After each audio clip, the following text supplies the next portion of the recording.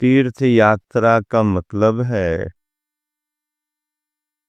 अपनी आत्मिक श्रद्धा परिणामों से नए नए क्षेत्रों की वंदना करना, नए नए क्षेत्रों का परिचय प्राप्त करना। जैन परंपरा में तीर्थंकर भगवंतों से संबंधित कल्याणकों को लेकर के उन स्थलों को क्षेत्र अथवा तीर्थ कहा जाता है। क्षेत्र की जब भी बात आती है, संस्कृत भाषा का शब्द याद आता है। जैन परंपरा में 10 प्रकार के परिग्रहों में क्षेत्र को भी परिग्रह माना है।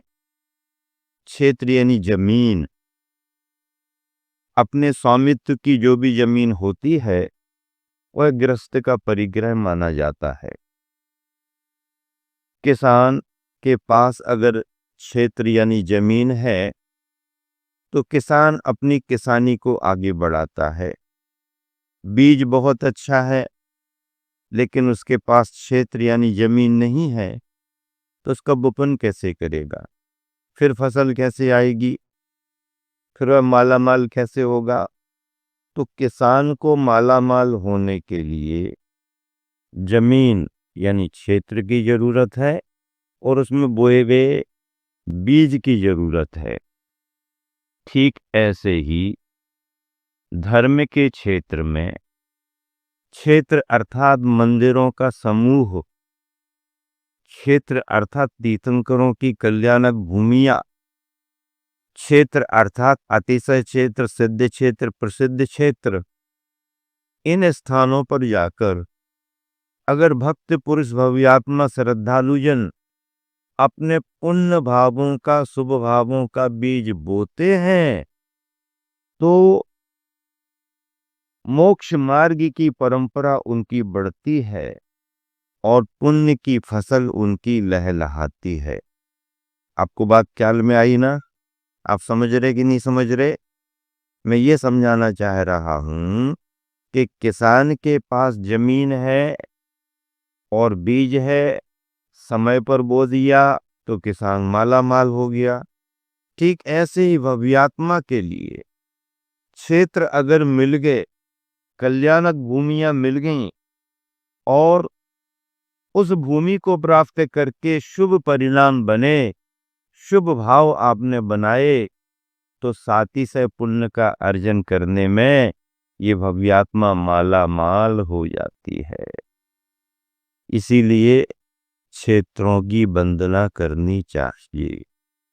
आज हम सभी चंपापुर सिद्ध क्षेत्र की वंदना करके आगे बढ़े।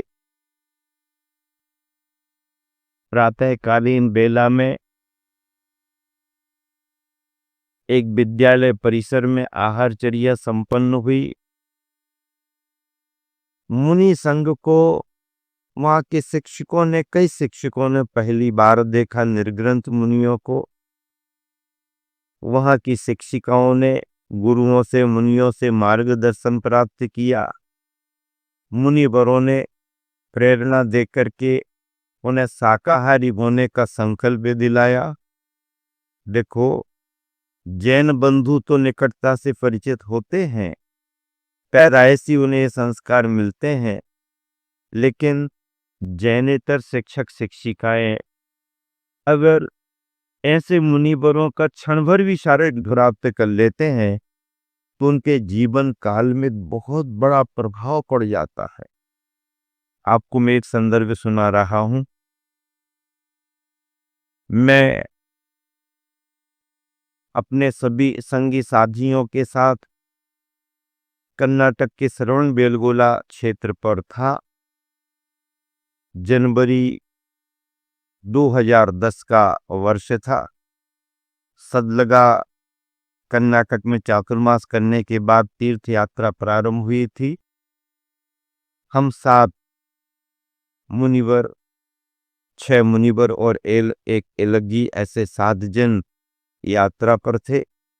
उस यात्रा में मैं स्वयं, मुनिवर प्रशांत सागर जी, मुनिवर निर्वेक सागर जी, मुनिवर अक्षय सागर जी, मुनिवर सुपार सागर जी, मुनिवर नेमी सागर जी, एलकनेश्वर सागर जी और अनेक ब्रह्मचारी भाई श्रावक श्राविका ने श्रवण बेलगोला की वंदना की। किसी एक दिन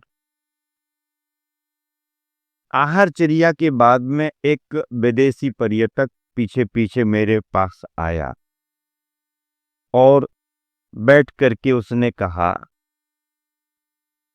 वो विदेशी भाषा को जानता था, इंग्लिश भी अच्छी बोलता था, लेकिन उसे मालूम था कि इन मुनिवर को इंग्लिश नहीं आती है, तो टूटी फूटी हिंदी में उसने जो सीख रखा था, मुझसे निवेदन किया, मैं कुछ आपसे समझना चाहता हूँ। जानकारी मिली उसके बारे में कि वो अविवाहित था, माइकल हार्वर्ड उसका नाम था, जर्मनी का था और भारत में आकर के वो मैसूर में कई महीनों से रुका था। वो भारत की हिंदू संस्कृति, जैन संस्कृति और बौद्ध संस्कृति पर अध्ययन कर रहा था। रिसर्च पेपर वो तैयार करना चाहता था, तो उसको जैन कल्चर के बारे में, जैन संस्कृति के बारे में जानकारी लेने की जिज्ञासा हुई, तो वो मुझे आते जाते देख करके मेरे पीछे पीछे कक्ष में आ गया। मुझे भी अच्छा लगा, कोई जिज्ञासु अगर बैठा है तो अपनी बात बतानी चाहिए। मैंने अनेक तरीके से उसे समझाया, शाकाहार का महत्व बतलाया, भारतीय संस्कृति का महत्व समझाया, दिगंबरत्व का महत्व समझाया, श्रीमन जैन संस्कृति के बारे में बताया। ऐसा करते करते उसने परिचय पूरा प्राप्त कर लिया, गुरुवर आचार्य का नाम बताया, पालबय में मैं दीक्षित हो गया ऐसा बताया, आदि आदि। तो उसके बारे में भी मैंने जानकारी ली थी। उसने कहा, मैंने उससे जब पूछा कि शराब वगैरह तो नहीं पीते हो, नॉनवेज तो नहीं करते हो, तो उसने कहा मैं नॉनवेज नहीं करता हूँ, मैं ड्रिंक भी नहीं करता हूँ। फिर मैंने कहा स्मोकिंग तो नहीं करते, तो बोले स्मोकिंग भी नहीं करता हूँ। मुझे आश्चर्य हुआ, फिर उससे पूछा कि मैरिड अनमैरिड, तो उसने कहा अनमैरिड, भारतीय संस्कृति की खोज करने को यहाँ पर रह रहा हूँ। फिर मैंने कहा कि आप ड्रिंक भी नहीं करते हो, स्मोकिंग भी नहीं करते, इसका कारण क्या है? तो उसने अपना अनुभव साझा किया। उसने कहा मेरे पिताजी ड्रिंक भी करते थे और चेन स्मोकर थे। उसने शब्द देखे, चेन स्मोकर। चेन स्मोकर का मतलब ये होता है कि लगातार सिगरेट आदि पीते रहना, एक सिगरेट पूरी हुई, बुझ नहीं पाई कि पुनः उसको दूसरे को जलाना, पीना, ये करना, मतलब क्रम बना बना करके लगातार जो पीते रहते उनको चेन स्मोकर कहते हैं। तो मुझे वो शब्द ख्याल में आ गया, चेन स्मोकर। तो हमने कहा फिर क्या हुआ? तो बोले महाराज जी मेरी माँ ने पिताजी को बहुत मना किया, मैं भी नहीं चाहता था कि पिताजी ड्रिंक करें या स्मोकिंग करें, लेकिन पिताजी किसी की बात नहीं माने और उसी में उनकी बहुत बीमारी बढ़ी और उनका निधन हो गया। तभी मैंने संकल्प कर लिया था कि मैं अपने जीवन में ड्रिंक नहीं करूंगा, स्मोकिंग नहीं करूंगा, नॉनवेज नहीं करूंगा, आदि आदि। तो फिर उसने क्वेश्चन किया मुझसे कि महाराज जी एक बात बताएंगे क्या? हमने कहा पूछ लो, क्या पूछना है? तो कहने लगा कि आपने बाल वय में संन्यास ले लिया, दीक्षा ले ली, तो आपको घर गृहस्थी का क्या अनुभव हुआ? उसके शब्दों में, आपने कुछ घर गृहस्थी में रह के देखा नहीं, पर संन्यास कैसे ले लिया? अब जब उसने ऐसा प्रश्न किया तो मुझे उसने जो बात कही थी वो याद आई। मैंने उसी का उत्तर उसको दिया कि देखो, जैसे आपने ड्रिंक नहीं किया, स्मोकिंग नहीं की, लेकिन ड्रिंक और स्मोकिंग करने वालों का परिणाम आपने देखा और छोड़ दिया, ऐसे ही घर गृहस्थी को स्वीकार भले नहीं किया, पर घर गृहस्थी में रहने वालों के परिणामों को देख करके हमने पहले से ही घर गृहस्थी छोड़ दी। तब उसे संतुष्टि हुई। उसने अपना संपर्क सूत्र के रूप में नंबर भी दिया और वह मुझे लगा कि वाकई में जिज्ञासु है, चाहे देसी हो चाहे विदेशी हो, जिज्ञासु तो जिज्ञासु ही होते हैं। ऐसे तीर्थ यात्रा करते करते कई भाविक लोग मिल जाते हैं और कभी कभी उनसे अपन को कुछ उनके अनुभव प्राप्त होते हैं, कभी कभी अपने अनुभव उनको साझा किया जाता है। भारतीय संस्कृति खोज प्रधान संस्कृति है और हम सभी लोग बार बार ये तो कहा करते हैं, क्या कहा करते हैं, क्या कहा करते हैं कि देखो मांगो मिलेगा। क्या कहते हैं? मांगो मिलेगा, खोजो पाओगे, खटखटाओ द्वार खुलेगा। मांगो मिलेगा, खोजो पाओगे, खटखटाओ द्वार खुलेगा। हम मांगते नहीं है और फिर भी शिकायत करते कि हमको मिलता नहीं हो। क्या सुन रहे कि नहीं सुन रहे? समझ में आ रहा कि नहीं आ रहा? देखो बंधुओं, क्या कह रहा हूं मैं? अगर आप मांगोगे तो कहीं ना कहीं से आपकी पूर्ति होगी। बच्चा जब तक रोता नहीं है, हमारे पवित्र सागे जी महाराज क्या कहते हैं आपको मालूम है? अभी हम लोग यात्रा कर रहे हैं, पवित्र सागर जी को जानते, जबलपुर के नगर गौरव है भैया। क्या समझे? खूब हंसते हैं, खूब हंसाते रहते हैं, बढ़िया है। क्षुल्लक संयम सागर जी के बारे में क्या कहना, वो तो संग के धार्मिक खिलौने जैसे बने रहते हैं। हाँ, बढ़िया है, आनंद है। और निश्चय सागर जी, निजानंद सागर जी तो बढ़िया, सभी का सहयोग करते हैं। बांस पूज्य सागर जी, अतुल सागर जी हमेशा समय समय पर परामर्श देते रहते हैं। तो पवित्र सागर जी क्या कहते हैं? मांगो मिलेगा।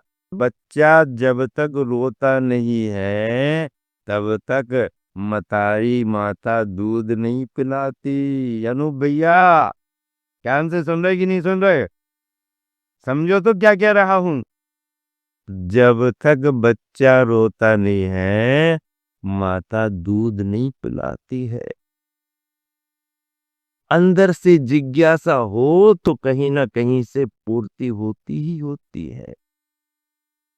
मांगो मिलेगा, खटखटाओ द्वार खुलेगा।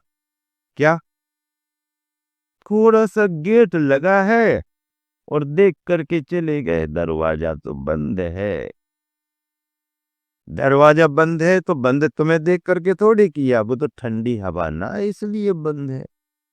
अरे तो फिर हम क्या करें? अरे खटखटाओ तो, पूछो तो, आ सकते कि नहीं आ सकते। मांगो उसी से, निश्चय सागर जी क्या कहते हैं? मांगो उसी से जो दे दे खुशी से, और कहो उसी से जो कहे ना किसी से। क्यों बब्बा, समझ में आ रहा कि नहीं आ रहा है? जय बोलो ना एक बार। आनंद आ गया, क्या बात है, बढ़िया है ना? देखो कैसा हजारों के लोग सुनते रहते हैं, आनंद आता है? जय हो, बोलो ना जय। हाँ, मांगो उसी से जो दे दे खुशी से, कहो उसी से जो कहे ना किसी से। जो पक गए तो सो टपक गए, और जो कच्चे सो लटक गए। बताओ ये सूक्तियां क्यों बनी? मांगो मिलेगा, खोजो पाओगे। पाने के लिए खोजना पड़ता है, खोजना पड़ता है, हर चीज में खोज होना। हाँ, अपना जीवन खोजी होना चाहिए।